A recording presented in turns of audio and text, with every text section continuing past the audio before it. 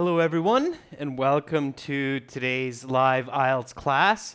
My name is Adrian, and I will be giving you an IELTS reading section example today with a couple of strategies and some explanations and examples as well. Hi, Mr. Shakia. Nice to see you sponsoring us. I got your email. I'll deal with that a little bit later on today. Hi, Jeffrey. Hi, Lubna. Hi, Jahal. Hi, Pavan.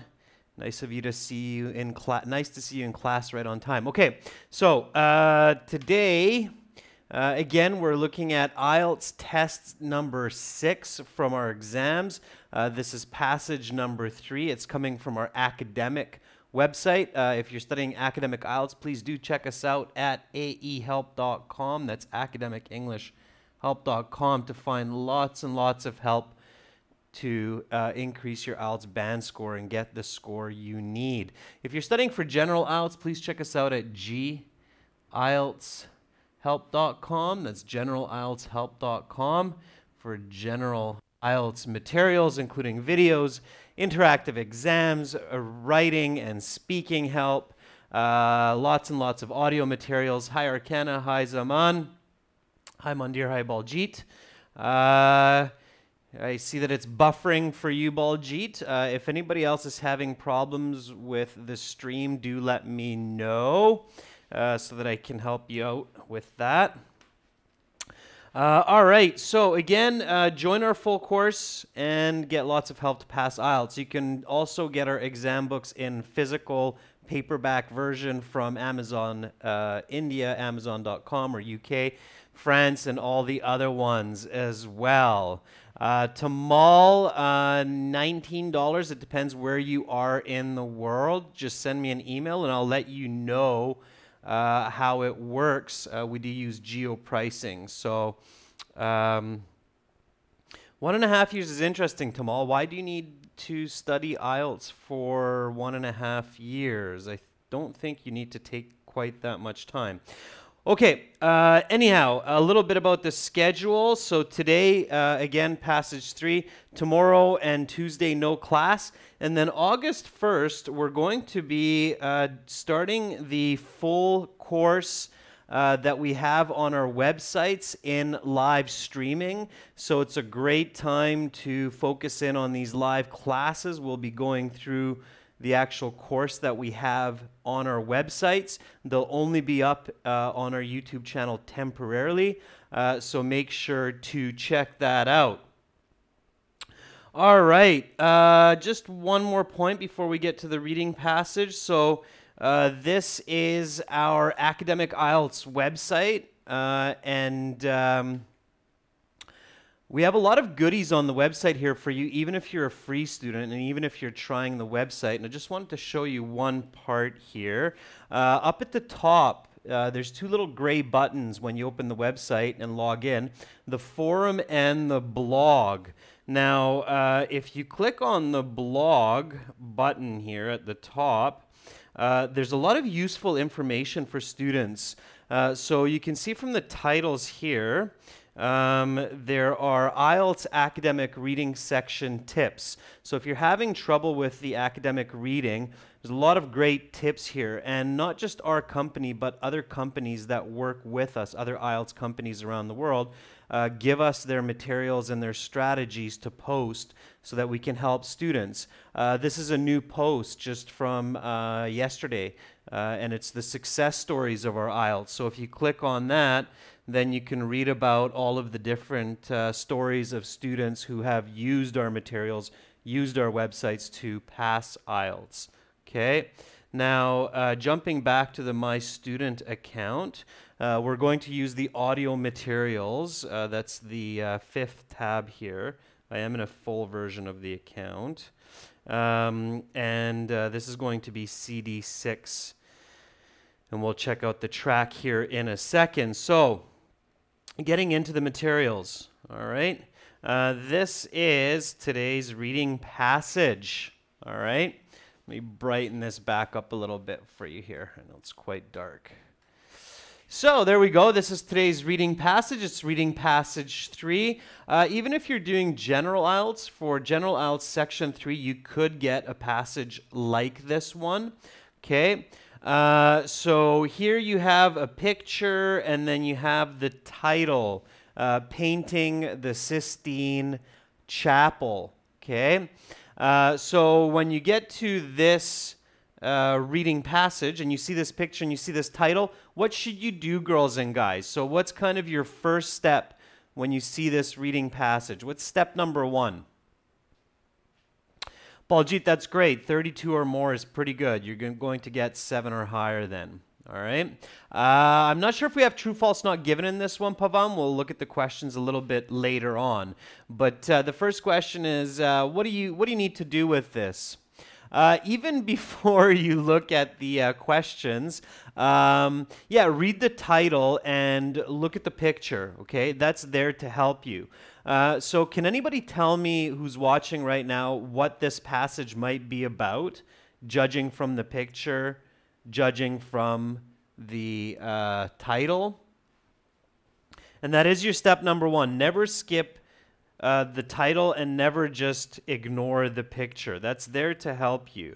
Okay, so step 1 is read the title. If you have a picture, look at it for sure. Visualize and think about as much information as you can in connection to the title. Okay, so here our example is painting the Sistine Chapel.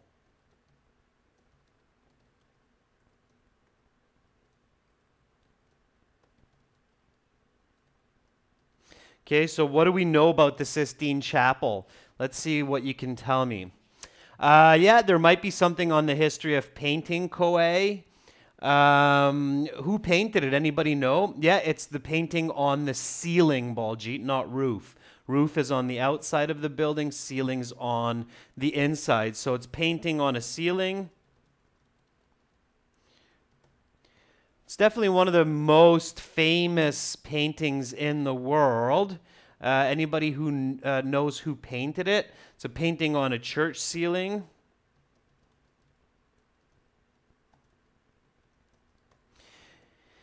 It's in Rome, Italy.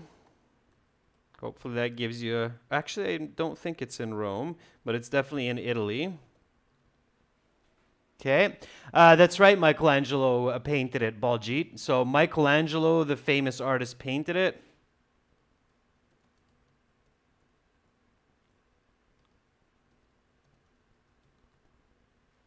Michelangelo, yeah.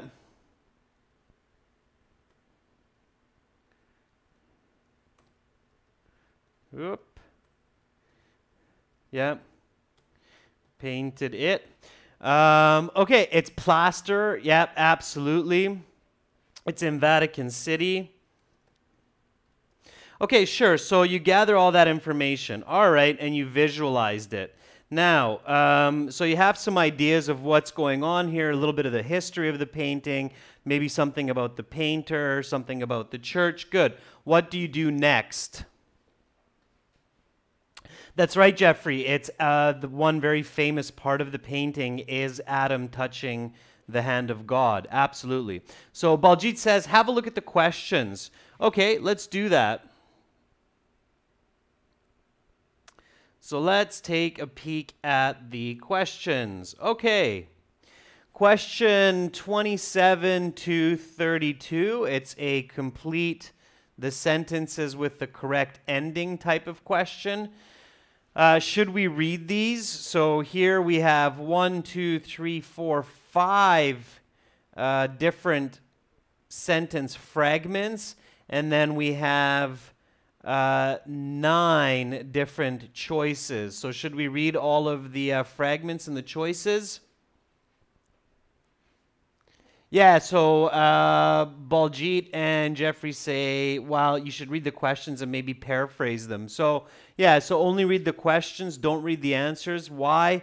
because in the answers you could be reading false and misleading information, so information that is confusing. So just read this. The Sistine Chapel is, Michelangelo has been concerned with his, a logistical problem Michelangelo faced was, unpainted areas of the chapel, a common misconception is that, 4 years of working in uncomfortable conditions meant that Michelangelo must have had. Okay, sure.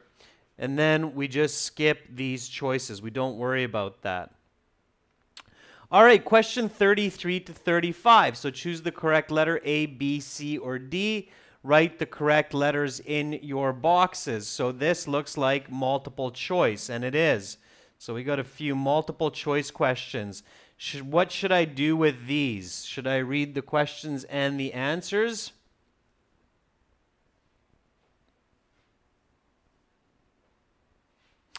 Edward, that doesn't work because of paraphrasing. You can't just be searching for keywords. It's a quick way to get a low score. Okay. So Baljit says, just read the questions. Du Nguyen also agrees, and you're absolutely right. Yes, Chahal. Just read the questions. Don't worry about the choices. Again, the choices are confusing. They have extra or false information that's not in the passage. Your brain will have a difficult time to delineate what you read in the choices versus what you read in the passage, so don't read the choices, just the question. So number 33, why was plaster laid each day? What did other fresco painters do that Michelangelo did not?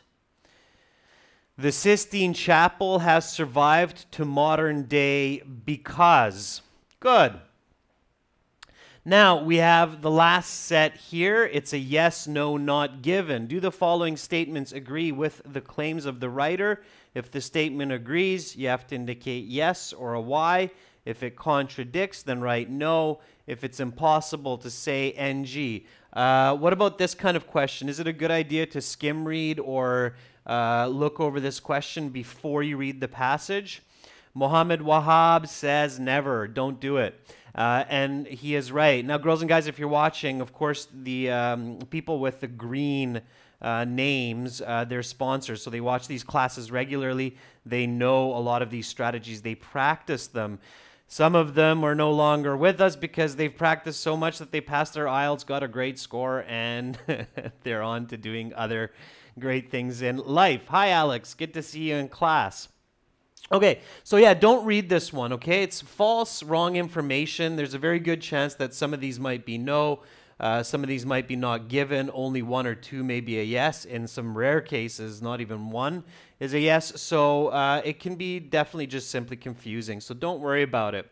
Now, another step that you can take, as one of the students mentioned here, is to paraphrase these as much as possible. At home, always write down your paraphrasing. During the IELTS, you probably would only have time to paraphrase in your mind. So that's why you want to practice that at home. Now, we're going to do a little bit of reading fluency work here. So don't worry about the questions or answering the questions right now. Let's just read with the native British speaker here, and then we'll focus on comprehension after. So here we go. Everybody get ready to listen and read. And I highly suggest reading aloud. So read aloud so you can hear yourself. So you're not just using your brain, but you're using your motor muscles of your mouth. You're using your auditory functions of your ear. You're using your eyes all combined. It's much, much more efficient. Okay? So. Battery, 70%. Audio. The volume will be maximized on my side. So if it's quiet on your side, please turn up the volume. And I definitely recommend a headset. I'm using a microphone and a speaker, obviously, to do this. So live streaming's a little bit limited that way. Painting the Sistine Chapel. The Sistine Chapel, named after Pope Sixtus IV, whom directed its construction, is one of the most important sites in all of Roman Catholicism. Located within the Vatican, the seat of papal power, the Sistine Chapel has been home to the papal conclave, the process of electing a new pope, since its completion in 1480. It wasn't until 1508, however, that the ceiling of the chapel took on its famous frescoes from the hand of Michelangelo. Until his work on the ceiling of the Sistine Chapel, Michelangelo had primarily been a sculptor. In fact, he was hesitant to begin work on the project due to his lack of experience with frescoes, the name given to a painting on a wall or ceiling, usually watercolour paint on fresh plaster. The Pope was adamant, however, and in the spring of 1508, Michelangelo began the work. The first problem with painting the Sistine Chapel's ceiling was its extraordinary height. Reaching almost 70 feet above the chapel's surface, the ceiling would be incredibly difficult to access.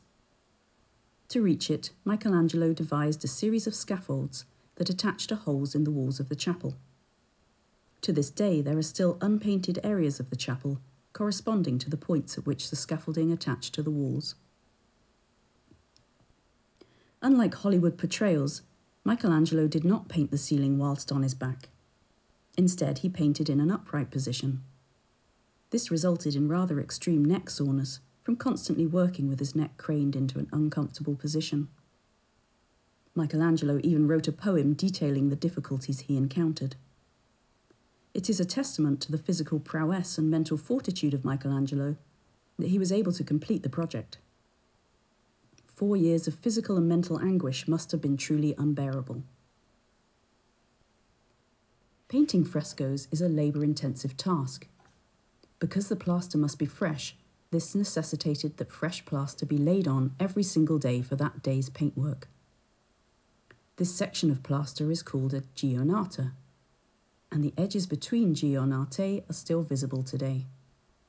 In fact, these visible section demarcations give a great idea of how the work progressed from day to day. While most fresco painters used a pre-made drawing of the day's work to stencil onto the plaster, therefore making the painting easier, Michelangelo painted directly on the fresco. This is perhaps the most impressive aspect of the fresco.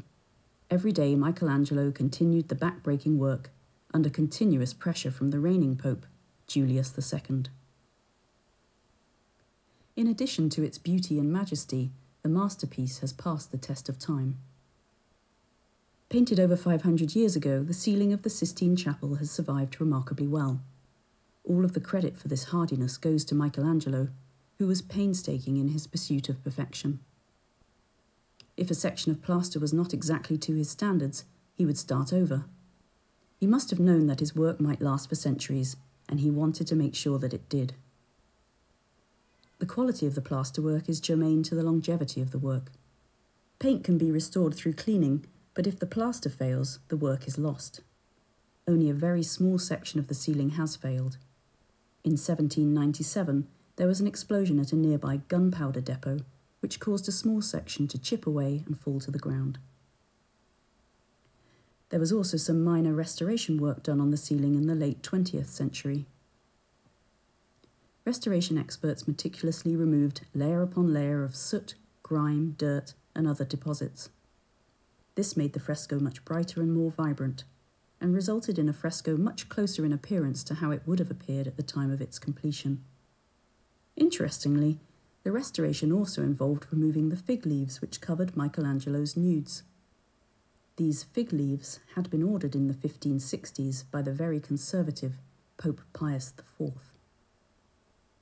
Despite its record of hardiness, there are concerns about the well-being of the ceiling moving forward. Millions of tourists visit the chapel every year, and this traffic has a degrading effect on the paint, as well as the structure of the chapel. While restoration on the paint can periodically be done, it is very difficult, if not impossible, to restore damaged plaster. While Michelangelo's work has stood the test of time so far, it is unclear how many more centuries his masterpiece will last.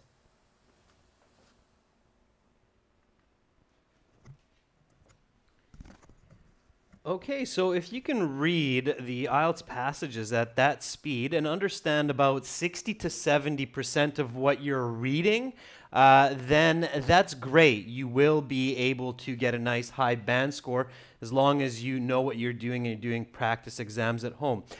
Even if you read a little bit slower, if you read 10, 15% slower, 20% slower than this person, you're still okay, all right? You can still do well. So let's go back a little bit and do some critical reading, answer some key questions here. And this is what you need to do at home, okay?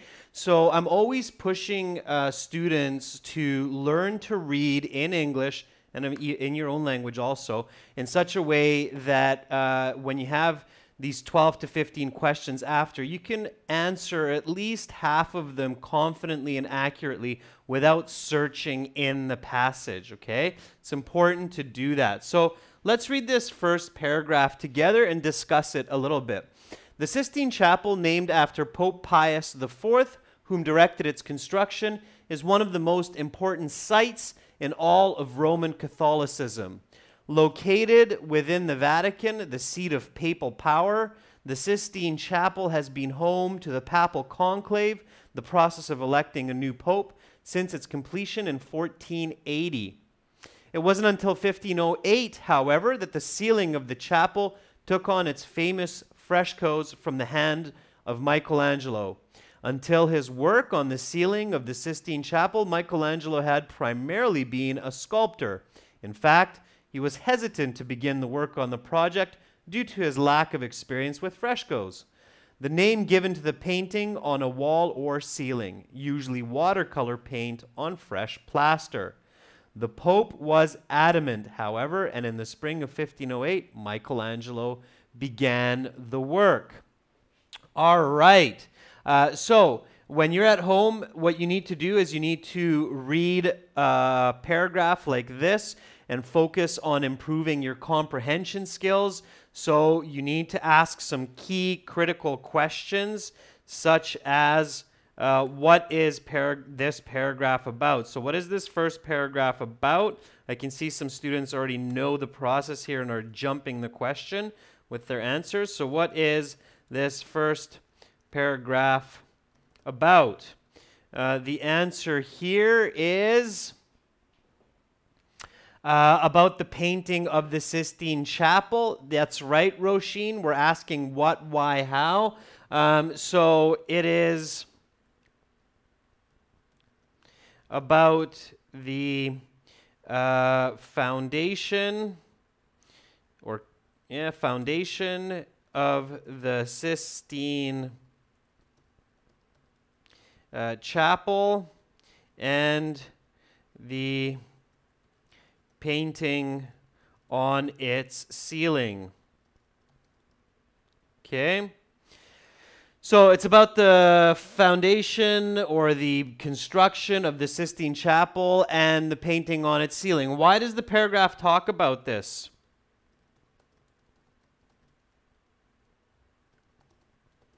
So anybody know, why does the paragraph discuss this? What's the reason? Why even mention this? Why write anything about such information? What's the goal? What does the author have in mind?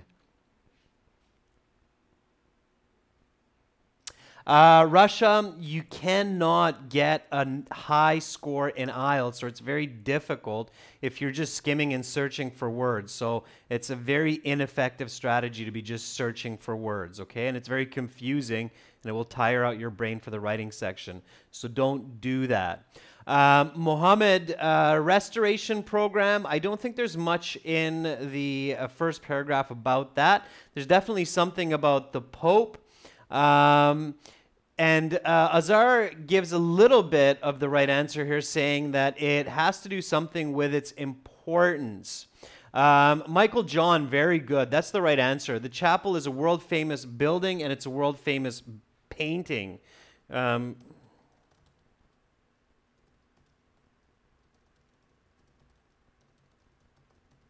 Yeah, it's a very, very famous building and painting. That's why the paragraph talks about it. How is it so famous?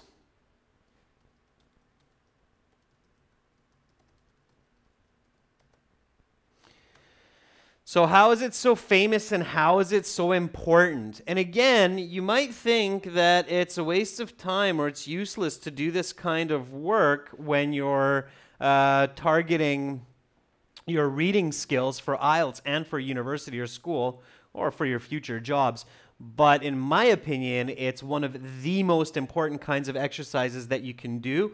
And doing it early, it will make your life more simple. To give an analogy to all of you watching right now of how important this critical reading skill, reading a paragraph, asking what, why, how, it's the same as touch typing. Way too many students and people in the world have jobs where they use computers and they never learn how to touch type by looking at the screen. It's crazy. If you invest 20, 30 hours over a couple of weeks to learn how to touch type, you will save hundreds, if not thousands of hours in your future life and career, make tons more money just by focusing on touch typing skills. So certain skills are very valuable to gain early on in life, girls and guys. Just keep that in mind. I know I went a little bit, ventured off a little bit there, but so important, okay? So some of you are saying, well, it's Michelangelo's painting, so it's very important because Michelangelo is one of the most famous artists. It's a heritage building, according to Alex Nemov. Absolutely. It's a World Heritage Building. It is one of the most important buildings for the Catholic faith, okay? So it is very important for Catholics, as this is where future popes are elected. As well, the painting was done by one of the most famous artists in history, Michelangelo. That's right. So that's why, okay? So here we have this what, why, how, all right? So here, what's the paragraph about? About the founding of the Sistine Chapel and the painting on its ceiling. Why is it talking about this? Well, it's a world-famous building and painting. How? It's very important for Catholics. Popes are elected here, and the painting's done by Michelangelo. Good. So let's pop back to the passage here and have a look at the second paragraph. So here, read with me nice and loud, okay? Dota, I'm not sure. It's up to YouTube which parts of the world are allowed to sponsor. So I don't have power over that. It's YouTube. Just keep checking back because newer and newer areas are included in sponsorship all the time. All right, so read with me, girls and guys. Read nice and loud, okay? Read aloud so you can hear yourself. Try to copy my pronunciation as close as possible. Here we go. The first problem with painting the Sistine Chapel ceiling was its extraordinary height. Reaching almost 70 feet above the chapel's surface, the ceiling would be incredibly difficult to access. To reach it, Michelangelo devised a series of scaffolds that attached to holes in the walls of the chapel. To this day, there are still unpainted areas of the chapel corresponding to the points at which the scaffolding attached to the walls. Unlike Hollywood portrayals, Michelangelo did not paint the ceiling whilst on his back. Instead, he painted in an upright position. This resulted in rather extreme neck soreness from constantly working with his neck craned, like this, craned into an uncomfortable position. Michelangelo even wrote a poem detailing the difficulties he encountered. It is a testament to the physical prowess and mental fortitude of Michelangelo that he was able to complete the project. 4 years of physical and mental anguish. Anguish means difficulty and pain. Must have been truly unbearable. Painting frescoes is a labor-intensive task. Because the plaster must be fresh, this necessitated that fresh plaster be laid on every single day for that day's paintwork. This section of plaster is called giornata, and the edges between giornate are still visible today. In fact, these visible section demarcations give a great idea of how the work progressed from day to day. While most fresco painters used a pre-made drawing of the day's work to stencil onto the plaster, Michelangelo painted directly on the fresco. This is perhaps the most impressive aspect of the fresco. Everyday Michelangelo continued the back-breaking work under continuous pressure from the reigning Pope Julius II. What is this paragraph about, girls and guys? So here, what we just read, this paragraph, what is it about? It's a nice, long paragraph. What is it about? Roshni, we will do a little bit of paraphrasing here coming up with the questions. Yeah, Mohammed, that's a pretty good answer. Shakia, that's also a good answer. The challenges of painting the Sistine Chapel. Okay, so the question here is, what is the second paragraph about?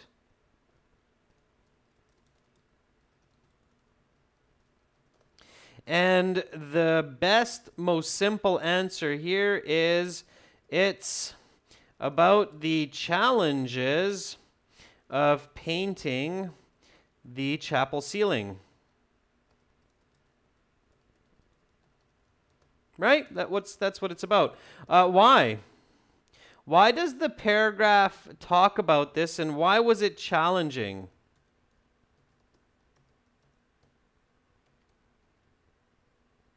I have a couple of why questions here.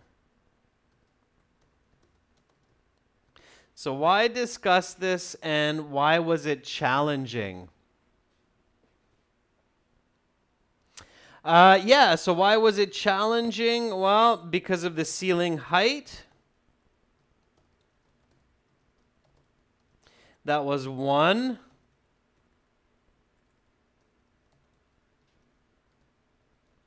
Yeah, because of the ceiling height. The position of painting. Yeah. Let's see how many you can get here. The position of the painting, absolutely. The height. What else? Pressure from the Pope? Sure, why not? Okay, what else was difficult about it? What else? Let's see if some of you are getting this. There were mental and physical difficulties, sure.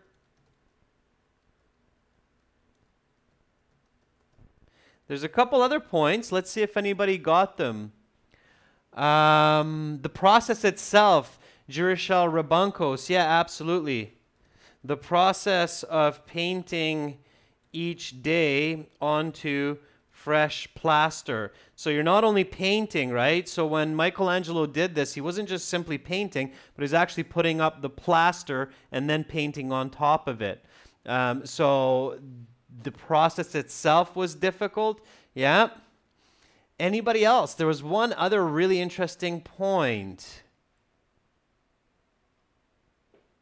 Let's see if anybody caught that. There's one other really interesting point, and if you're visualizing this, then it's really impressive. Did anybody catch what we're talking about? Yeah, Mohammed, that's right. He did use some scaffolding, but that's not what I'm referring to. Here, check this out. Okay. Let's see if I can find this for you.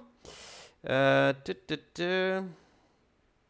we go, near the end. Look at this. While most fresco painters used a pre-made drawing of the day's work to stencil onto the plaster, anybody know what it means to stencil onto something? Yeah, using stencils is when you have light and you put it on top. Kids tend to do this. When you have a picture and you put a paper on top of the picture, you can kind of see through it, and then you can trace around the edges. So a lot of fresco painters of that time did this, but Michelangelo didn't. Michelangelo actually painted freehand with no stencils. So quite impressive, okay? No use of stencils. Okay, just freehand. Much, much more impressive. All right. So how, of course, because why discuss this? It's very impressive. How, there we can say 70 feet or 70-foot ceiling and so on, all right? I'm not going to go into too much more detail, but you get the idea. Okay, the next ones we're just going to do verbally, so we have time to get to the questions. So here, let's read again the next paragraph together, and then we'll just verbally explain the what, why, how, and then the next one, and then we'll get to the question. So in addition to its beauty and majesty, the masterpiece has passed the test of time. Painted over 500 years ago, half a millennia ago, the ceiling of the Sistine Chapel has survived remarkably well. Okay, read with me nice and loud, girls and guys. All of the credit for this hardiness goes to Michelangelo, who was painstaking in his pursuit of perfection. No wonder the Pope wanted him so badly. He was a perfectionist. If a section of plaster was not exactly to his standards, he would start over. He must have known that his work might last for centuries, and he wanted to make sure that it did. The quality of the plaster work is germane to the longevity of the work. Paint can be restored through cleaning, but if the plaster fails, the work is lost. Only a very small section of the ceiling has failed. In 1797, there was an explosion at a nearby gunpowder depot, which depot is like a storage place, which caused the small section to chip away and fall to the ground. So what is this paragraph about? It's about the durability or the quality of the work that was done painting the Sistine Chapel. Why? Because it has stood the test of time. It's existed for over 500 years, and because Michelangelo was a perfectionist and made sure that every bit of plaster that he painted on was at the highest standard possible. If not, he would replace it, right? How? Well, he would check the plaster's quality. If it wasn't right, then he would start again. Okay? And how do we know that it stood the test of time? Well, it's mostly all there today, except for a very small missing piece that fell due to the shake of an explosion. Okay? Now, I see the answers, Prajim Lama, that you're putting up there, and Pachu, and they're good answers to those questions. Okay? So you're on the right track. When you're doing the actual IELTS and you read the passage, these what, why, how questions and answers should be rolling around in your head as you read each of these paragraphs. Sometimes new students say, Adrian, is that possible? Can I actually read this in 20 minutes, think about the what, why, how, and answer these questions all in 20 minutes? Yes. Just like Manisha sometimes says, slow and steady wins the race. So if you have the right strategy, if you know what you're doing these what, why, hows, and you're keeping a nice, consistent pace, you're not panicking, then you will reach a really nice high band score with practice. Of course, you have to practice this at home. You can't just imagine that, hey, great, I saw this lesson, I've heard what Adrian has to say, I'm going to go into my IELTS exam tomorrow and do exactly that. I wish it were that simple, girls and guys, but it's not. You need hours and hours of practice with this at home, okay?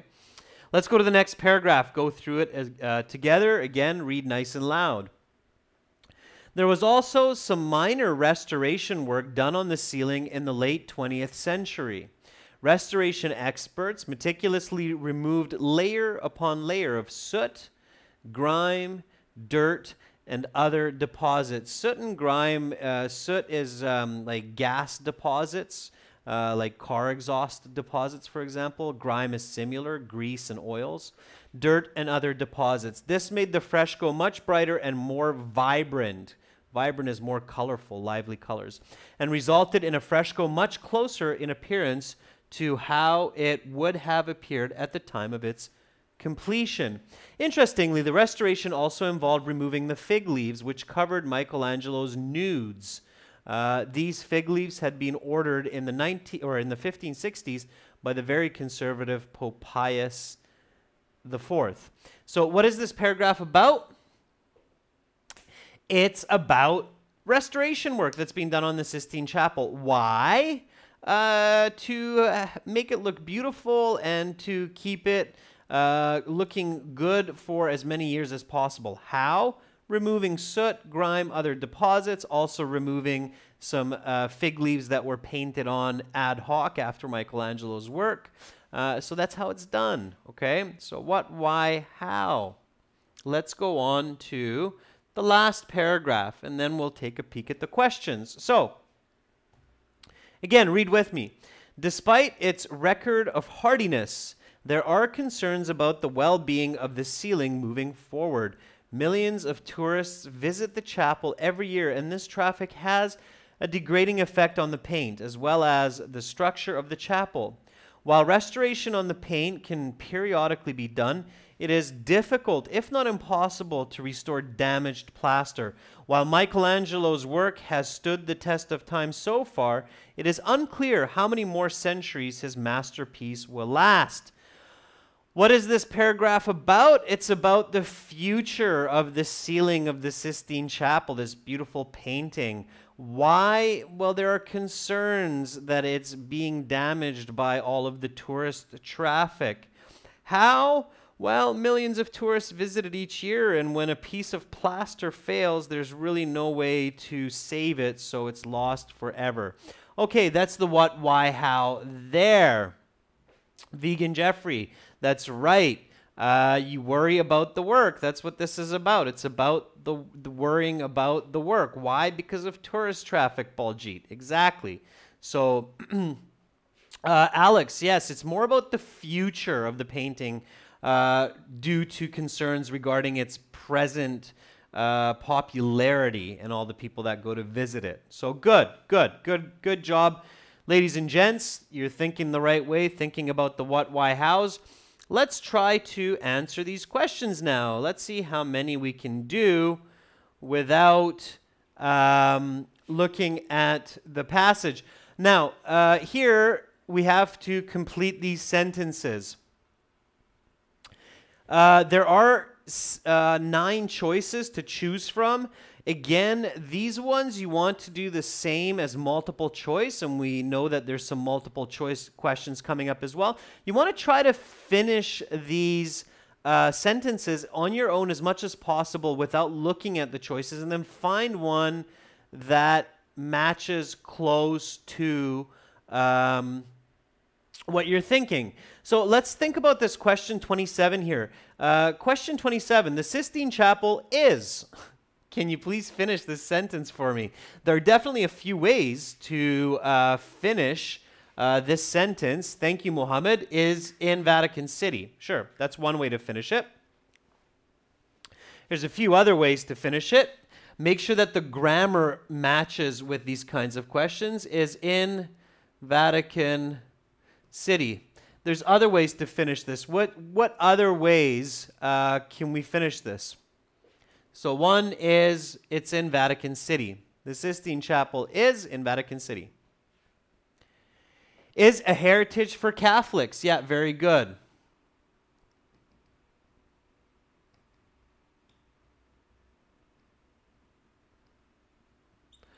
What else? Can we finish it any other way? Anything else?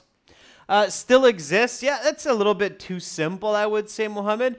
Is important to Catholics. That's what I just put up here, Michael John. So clever thinking. Is a famous building, Charlie Sen? Absolutely. Is over 500 years old. Okay, so these are all different ways to finish this sentence. Now, you want to think about these as quickly as possible in the IELTS. So, the Sistine Chapel is in Vatican City. It's important for Catholics. It's over 500 years old. Where is most of the information about the Sistine Chapel? Which paragraph has most of the information for Sistine Chapel? That's the other good point to think about. Yeah, that's right, Dinuin. That's right, Mohammed Baljeet Chahal. It's in the first paragraph. So it's in paragraph number 1. Okay? So let's say I'm in the IELTS. I have this question, my strategy is I'm thinking about different ways to finish this. I remind myself which paragraph contains this information, and then I look at the choices and see if there's something that matches well. So A, the height of the ceiling. B, mental and physical strength. C, located in the Vatican. D, provide evidence of Michelangelo's scaffolding. Devised scaffolding. The Pope was adamant. One of the oldest Roman Catholic holy sites. He painted the frescoes while on his back. Inexperienced painting frescoes. Which one is the right answer? And look at all of you saying C. We're not given this information, Alex. Careful about that. We didn't read about it being one of the oldest Roman Catholic sites, and in fact, it wouldn't be. It's 500 years old, but certainly, as far as Roman Catholic holy sites go, there are some sites that are thousands of years old. So G is not right, and we didn't say G. Okay, that's why this is so important to do. If you miss this step, so let me just bring it back here. So if you miss this step where you're thinking of the answer on your own, then that's how you can make a mistake by choosing G instead of C. So here, clearly the answer must be C because we have it in Vatican City, located in the Vatican. It's the same thing, okay? Over 500 years old doesn't mean that it's the oldest Catholic site, so you don't want to confuse information. This is not a paraphrase of one of the oldest in this case, okay? All right, let's move through the next few statements. Now, here we go. So, Michelangelo had been concerned with his. Which paragraph talks about Michelangelo's concerns? Okay. Anybody? Which paragraph?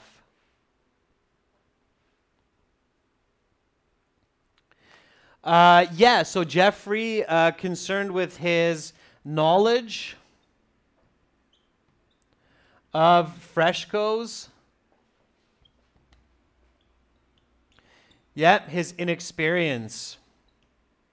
Right, we read a full paragraph there where, so most of it is in paragraph 2. Thank you for answering, everyone.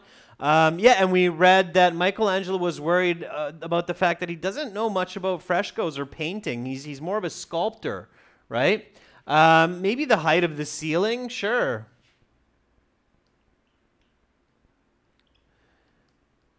So height of the ceiling, concerned about that, perhaps, okay. Concerned about the difficulty of the work. Let's see if something matches, okay. So let's see if something matches with one of those endings that we just... The height of the ceiling, yeah, maybe. Mental and physical strength, I don't think so. Located in the Vatican, provide evidence of the scaffolding. Devised scaffolding, the Pope was adamant. One of the oldest Roman Catholic holy sites, he painted frescoes while on his back. Inexperienced painting frescoes. Which one do you think it is? What is the best possible answer? Yeah, I would agree. He was concerned about his inexperience painting frescoes. Now, if I don't know this, so let's say, okay, I'm not that good at it. I don't have all that vocabulary, so I need to check. Okay, so if I need to check, let's say that for this question, I need to go back to the passage. What should I do? Well, the best strategy, if you need to go back to this, the passage and check, you know this is coming from 2. Okay. So most likely paragraph 2, so that's where I'm going to be looking for the name Michelangelo. And before I do that, what I want to do is take any key element of this sentence fragment and paraphrase it. So here, I want to take the word concerned, and hopefully I know what that means, okay? What's another way to say concern? Worried, absolutely. Now again, girls and guys, if you have to use some skimming, scanning, some searching strategy for keywords, then you really need to combine it with paraphrasing, okay? So that's a very important tip that I'm giving you in this lesson. So again, if you must skim and scan or search for words and match between questions and answers, you must combine it with paraphrasing, okay? So this is an important reading strategy. I can't stress this enough. Okay, if you must search, skim, scan, and match vocabulary between reading questions and the reading passage,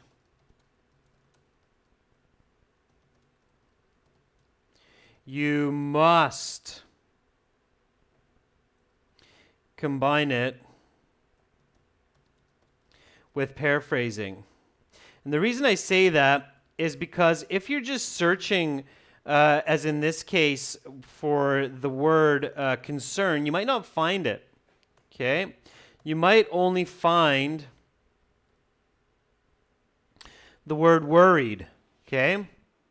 So you have to think about other words for these keywords like concern, worried, because you might not find the word concerned and then you'll be searching forever, okay? So think about the word concern, think about the word worried, and then have a look at that second paragraph, okay? Now, in this case, it's also dangerous here because the answer is, in fact, in the first paragraph. So, here we go.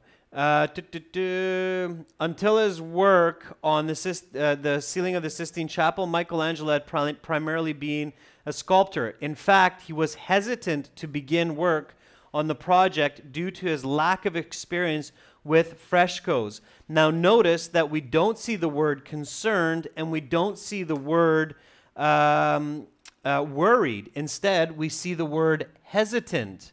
Okay, so hesitant, apprehensive, worried are all ways to paraphrase concerned. Okay, so here hesitant is the word. Now when you're practicing reading at home, you want to make sure that you're making notes of how IELTS is paraphrasing. Okay, so pay attention to paraphrasing and how IELTS is using paraphrasing. Good for you, Alex. Good for you, Nguyen Rajveer Baljit, for catching that word. Okay. Rashmika, it's off topic, but no, I don't advise it. I don't recommend using idioms in speaking. Okay. All right.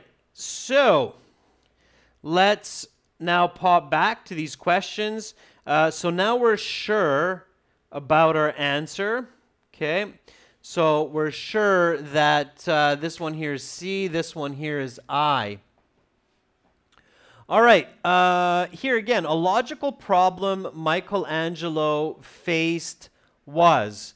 So what was a logical problem that Michelangelo faced? Now, we definitely know that the challenges were in the second paragraph. So second paragraph, remember, we asked, what is it about? The challenges of painting the Sistine Chapel. So what was a logistical problem that Michelangelo faced? The ceiling height.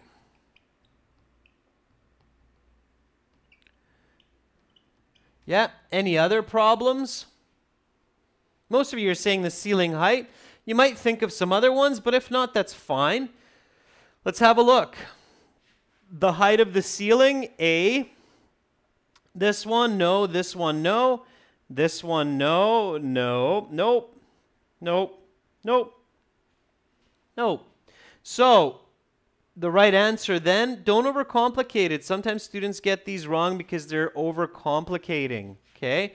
If your answer is the ceiling height and you see that A is the ceiling height, then be confident, trust your brain, trust your thinking, okay? Trust in yourself. It's very important for exams, girls and guys, especially where you have these kinds of choice type questions, that you have faith in your own thinking. Have confidence in how your brain works. I hate seeing when students think about the right answer, but they lack self-confidence and they choose something else because they think, oh, I think this is how the examiners think. This is how the IELTS people think. This is how English people think. This is how people in the Vatican think. No, no, no, no. It's about how you think, okay? Trust your brain. If you think the answer is the height of the Sistine Chapel, then choose it. You're most likely right, okay? All right, so next one. 30, unpainted areas of the chapel. What the heck is that? What do you think that is? Try to finish that. Unpainted areas of the chapel. I'm sure there's some way to finish that sentence. Yeah, Dunewin, don't think like that, okay? Think about yourself. Believe in yourself. Something about the scaffolding, right? So unpainted areas of the chapel is where scaffolding was connected.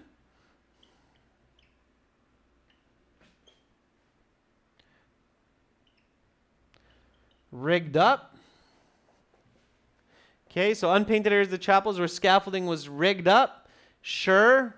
Where the ladder was connected. Yeah, okay. Okay, that's fine. Yeah. Let's see if there's something that matches with that. The height of the ceiling, no, no, no. Provide evidence of Michelangelo's scaffolding, maybe. Devised scaffolding, no. Why not? Why can't it be that one? In a second, we'll get to that. Think about it. The Pope was adamant, no, nope, nope, nope. Okay, so it's either D or E. Now, I'm sure it's D, and I know it's not E. Why? Why is it not E? Somebody tell me that? And you definitely should not be choosing E, and you can be 100% sure that it's not E. Why? What's wrong with the word devised, Baljeet? You're on the right track. What's wrong with it? Devised means to plan, and it's a verb, right? So this is a verb, okay? Grammatically, this cannot finish the sentence. Exactly. So if anybody's thinking that, if they're like, hey, I don't think that grammar matches, then that's right, okay? So it's past tense. It's grammatically incorrect. Absolutely. I think one of you mentioned that. That it was past tense. Jubilant James, that's right. So if we look at these questions, unpainted areas of the chapel, devised doesn't make sense, okay? So the content is incorrect, and the grammar is awkward as well. So it has to be D. Okay? And we're talking about present day, of course, right? So, D. All right. A common misconception is that. Now, if you're a visual reader, I think you would get this one very, very quickly, and I definitely encourage everybody to practice your visual reading. So, 31, a common misconception is what? What's a common misconception about the history of the Sistine Chapel and about Michelangelo? Jeffrey says, a common misconception is that Michelangelo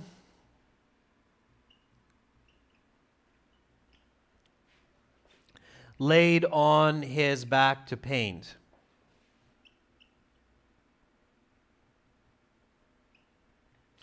That's right. So, Baljeet, very good. Michelangelo painted on his back. Jeffrey, good on you for finishing up the question. Jubilant James, good for you. Dunewin, good for you. All right. So anything matches with my answer? H, he painted the frescoes while on his back. Okay. So I'm going to be confident about that answer and give H for that one. Okay? So far, so good. Now you're thinking, hey, Adrian, you're taking forever to do this. I mean, we only have 20 minutes. You're doing this for a whole hour. That's because I'm explaining a lot of concepts. If I were to do this in the actual exam, I could probably do the whole passage, all of these strategies, and answering these questions in no more than 10 to 12 minutes, leaving me 8 minutes for a coffee break, although I don't suggest doing that.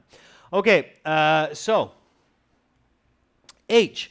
Last one, 32. 4 years of working in uncomfortable conditions meant that Michelangelo must have had. Michelangelo must have had what to work 4 years in these very uncomfortable conditions? Thank you, Alex. Coffee sounds fancy to you, Nguyen. Mental and not issues, Michael John. So not mental and physical issues, but it must have meant that he must have had mental and physical strength. Yeah, Mohammed, that's right.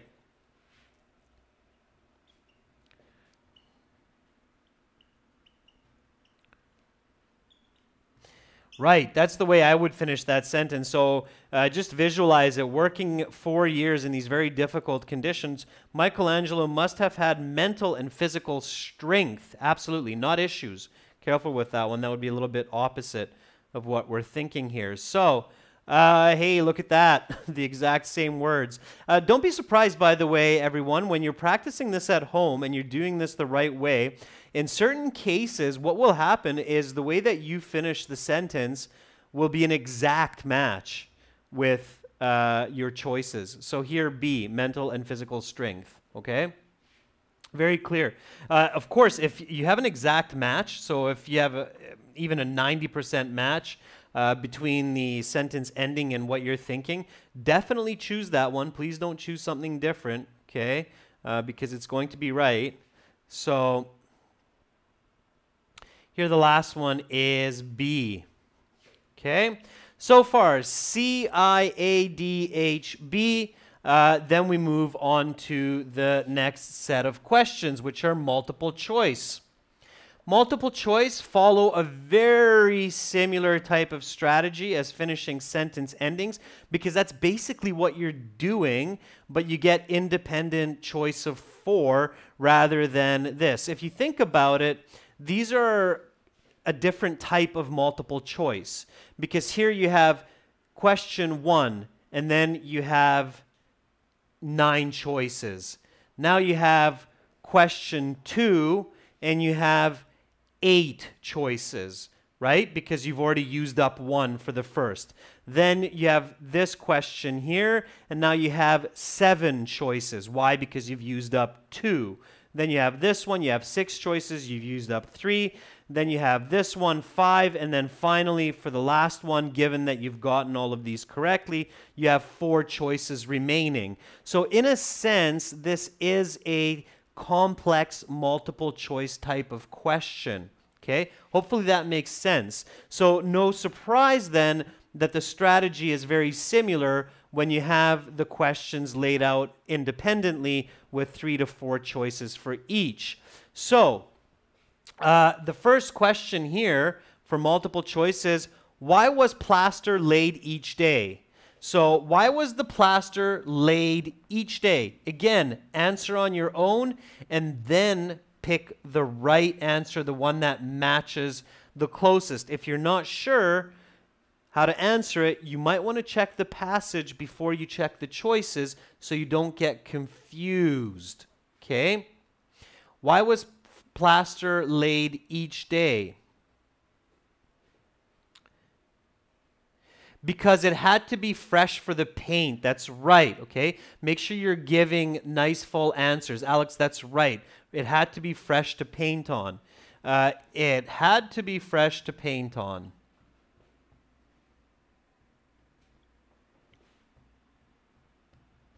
Yeah, I imagine that the plaster probably absorbed the watercolor while it was being painted on if it was fresh. I'm sure if it weren't fresh, then we probably wouldn't be able to have these frescoes still here today. So it becomes a part of that plaster. Okay, so Let's see. The plaster did not keep very long. Giornate must be visible. The plaster had to be fresh. Painting frescoes is labor intensive. Okay, which one of these is the best answer, is the closest one to what we just said? Yeah, the plaster had to be fresh. In fact, I would say that this answer choice should be completed with for painting on. Okay, but it's still the closest one, so pick C. Okay, the plaster had to be fresh. So for this one, C, all you do is put that into your answer sheet. Don't change answers. 80% of the time, students change multiple choice answers. They change from correct to wrong answers. Okay, what did other fresco painters do that Michelangelo did not? Answer on your own.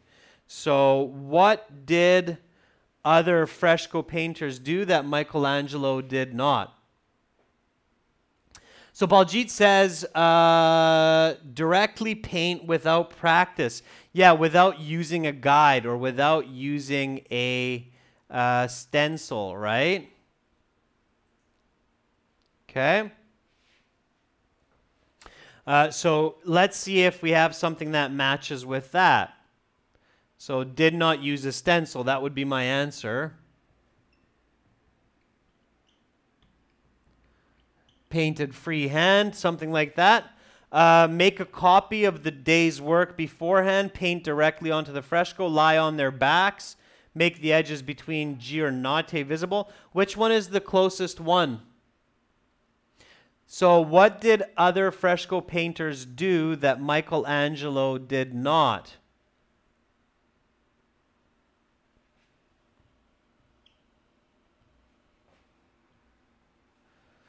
What did they do? Alex, thank you. A, make a copy of the day's work. So Michelangelo did not use stencils. The painters did. Pay attention to the question details, okay? So Michelangelo painted directly on the fresco. Other painters did A, okay? So A is the correct answer. Be very careful. Yeah, that's right, James. I was a little bit confusing there, but I'm paying attention to the question, okay? So my apologies, I confused you a little bit there, but again, don't pay attention to me as much. Pay attention to the question and your mind, okay? It's a very good example of making sure that you focus on the question. What did other fresco painters do? They practiced. They made a copy.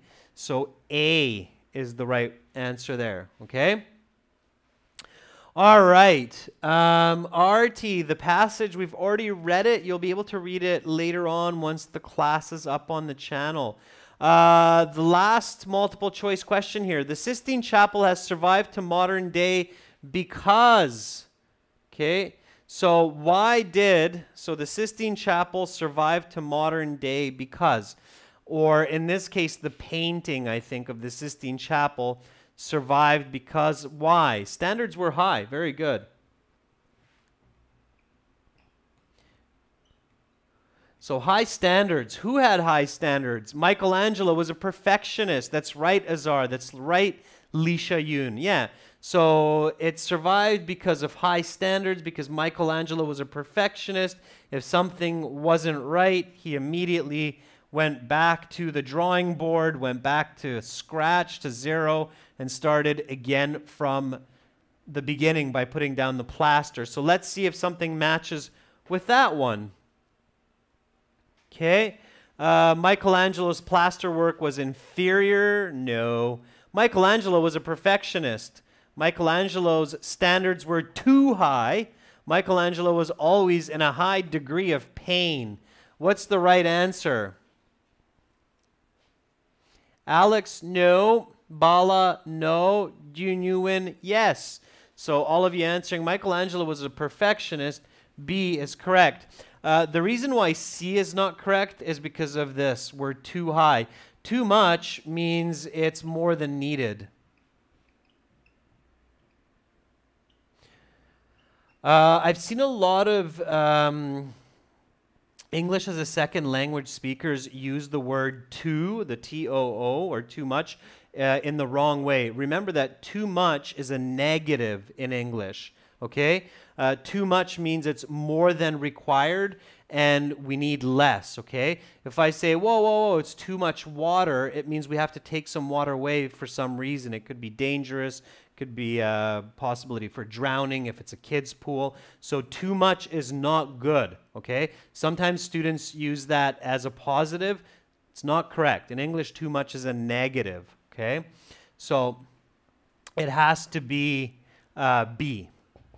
Michelangelo is a perfectionist, okay? So we're down to the last set of questions. It's one that a lot of students are very anxious over. It's a yes, no, not given, which is, of course, very similar to true, false, not given. We have some videos on the site and on our websites and on the channel that deal specifically with these. There's a very clear strategy for these. There's a couple of good strategies for this type of question. Again, the first one, ask if it's important. If it's important for the passage, then it has to be yes or no. If it's not important for the passage, then 98% of the time it's going to be not given. So paint does not stick well to poor quality plaster work. Okay, so do we need to know for this passage whether or not paint sticks well to poor quality plaster work? Okay, so is it important to know? No, it's not. It's not important to know whether or not paint sticks to poor quality plaster work because Michelangelo and the Sistine Chapel is very high quality work, so it's not going to discuss what happens when you put paint on poor quality plaster work. So I agree, this is not important, most likely a not given. We'll check the answer key at the end. I could be wrong.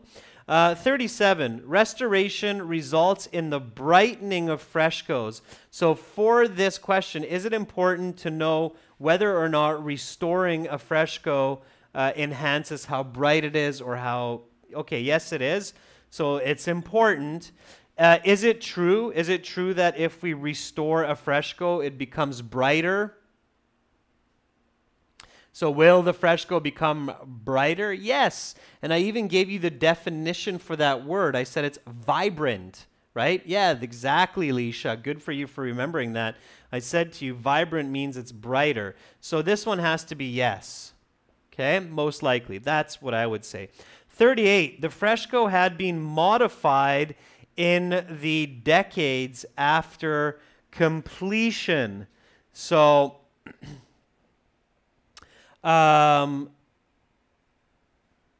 do we need to know whether or not the painting was changed later on after Michelangelo? Is that important to know whether or not there were changes made to the painting? Yes, absolutely. I mean, it's a very famous painting. That's what we're talking about. Certainly, it's important to know whether it's been changed or not. Was it changed? Was there a change to the painting after it was completed? It is important, girls and guys, absolutely. Changes to a painting would be important. Was it changed? Yes, it was. Yes, yes. I'm surprised so many people are answering this off. Yes, yes, it was changed. What was changed? So after Michelangelo finished the work, what was changed? That's right, Jeffrey. Leaves on the nudes. Yeah, decades means 10 years, Alex Nemov. Here we go. Let me prove that to you, okay? So here I would say yes. Okay, so far not given, yes, yes. Let's have a look. Okay, and again, if you're visually reading, you'll get this. Okay, so that's why I always remind people, practice your visual reading. Okay, so here we go.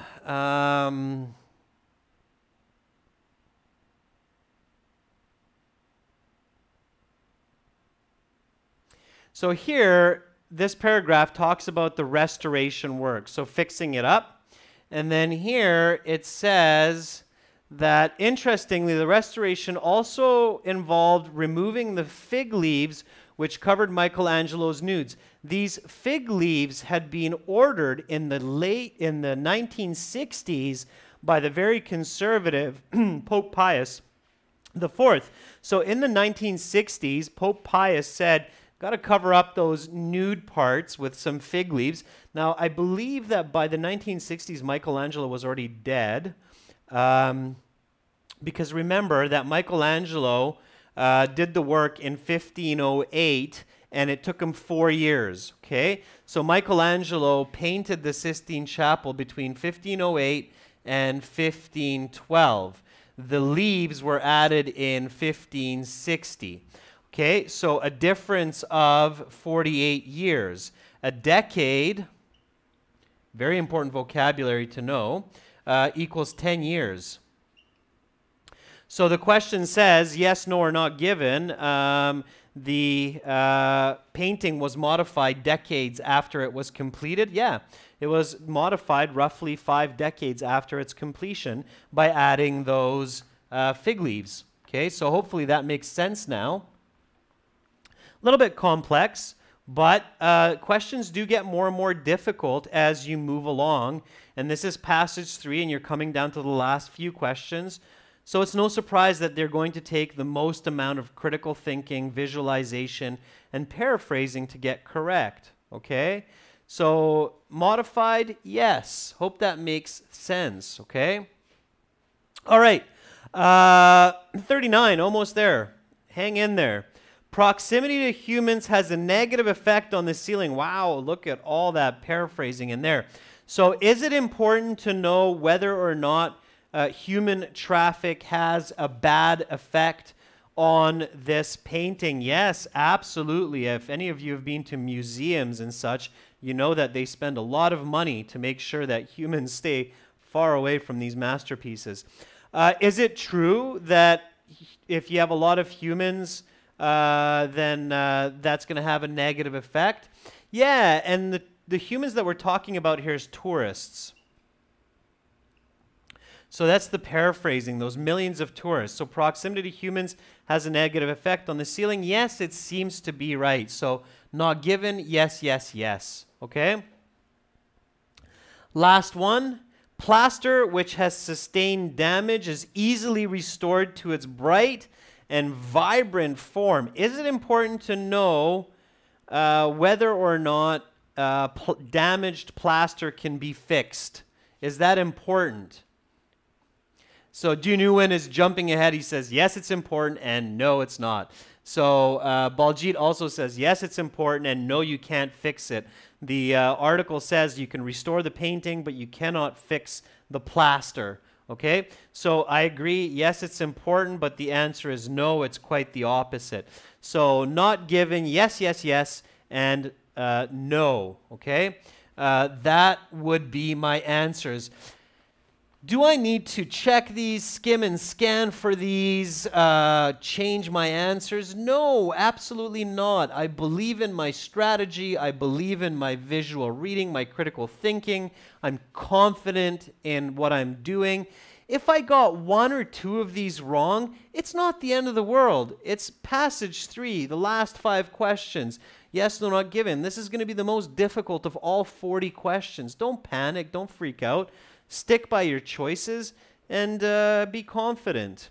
All right, here we go. Page 182. Let's check those answers. So again, this is coming out of our second exam book, and this is test number 6. And here we go. Okay, I believe the first question is 22? 23? I can't remember which one was the first one, but anyway, here they are, so I think it's somewhere from around here. So 27C, 28I, 29A, 30D. Here, let me make that bigger. Ridiculously small. Okay, there we go. So, CIADHBCAB, not given, yes, yes, yes. And number 40 should be a no. Please don't write F. You will get it wrong if you write F because it's not false. It's a yes, no, not given. So this is a mistake in the answer key. It should be a no, okay? Make sure you write no. Thank you, girls and guys, for helping me catch up with 27. Okay, so that's the correct answers, and if I'm not mistaken, all of them are correct. So we got every single one correct. If I'm wrong in that, please let me know, but I believe that we got all of them correct. Yeah, 40 should be no. Okay, ladies and gents, so thank you to some of our new sponsors who have just joined today and yesterday. Make sure to contact me so I can set you up with our practice exams and some other goodies for being sponsors. Girls and guys, again, check out our app on your Google Play Store, Academic IELTS Help. Look for our books on Amazon. And most importantly, join us on our websites, aehelp.com for academic IELTS, gieltshelp.com for general IELTS, all right? Remember a couple of very important points from today's lesson. First step, always read, visualize the passage using the picture and the title. Practice your critical reading. When you read a paragraph, stop, think, what is it about? Why is it giving this information? How is it presenting the information? And remember, if you have to skim read, search, scan, match vocabulary between questions in the passage, you should combine that with paraphrasing to make it much, much more effective. If something's not clear, if you have questions, concerns, worries, comments, we're always very happy to receive those. Send me an email, Adrian, my name, at aehelp.com, okay? All right, everyone, have a wonderful rest of your weekend. Have a really good sleep, a strong start to the week, Monday, okay? Keep up the good fight. I believe in you. Believe in yourself. I wish you wonderful dreams and much love to everyone. Bye for now.